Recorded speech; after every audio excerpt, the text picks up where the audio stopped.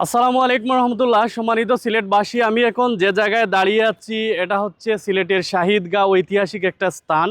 কিন্তু আপনি যদি এই স্থানটা একটু হেঁটে হেঁটে দেখেন তাহলে মনে হতে পারে এটা খুবই আধুনিক এবং নতুন একটা স্থাপত্য। কিন্তু মজার বিষয় হচ্ছে, যেটা অনেকেই হয়তো বিশ্বাস করবে না, এই প্লেসের বয়স হচ্ছে ২৫০ বছর।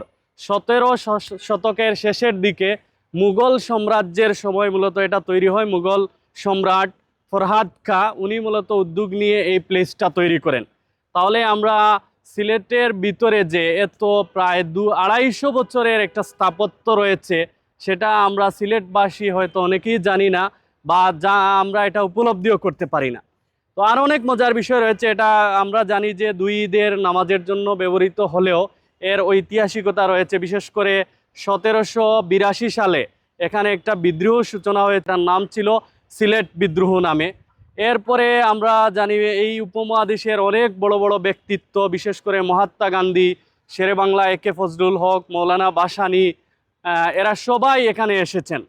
এবং তারা এখানে একসময় এটা রাজনৈতিক ময়দান হিসাবেও ব্যবহৃত হতো।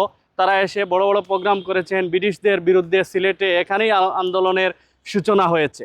তো আজকে মূলত আমার কাছে এটা ইন্টারেস্টিং লেগেছে। আমরাও প্রায় সময় এই শাহিদগাতে আসি, বাট এটার যে বয়স এত বেশি বা এত আগে তৈরি হয়েছিল সেটা আমরা জানতাম না। শাহিদগার অন্যতম একটা বৈশিষ্ট্য হচ্ছে, এখানে আপনি ঘন্টার পর ঘন্টা সময় কাটিয়ে দিতে পারবেন।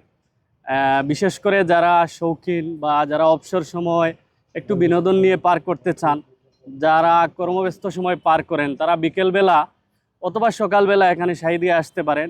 এই যে দেখতে পাচ্ছেন সিঁড়ি, এখানে বসে বসে আপনি ঘন্টার পর ঘন্টা গল্প করতে পারবেন, আপনার একটু বিরক্ত লাগবে না। ছায়াঢাকা খুবই সুন্দর একটা ক্যাম্পাস।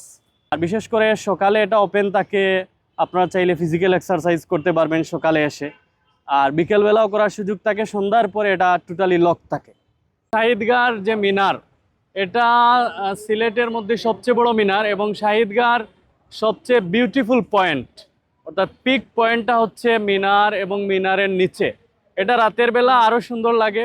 লাইটগুলো যখন জ্বালানো থাকে তখন দূর থেকে বা বিশেষ করে লাইটের নিচে অসাধারণ একটা ভিউ তৈরি হয়, সিনারি তৈরি হয়।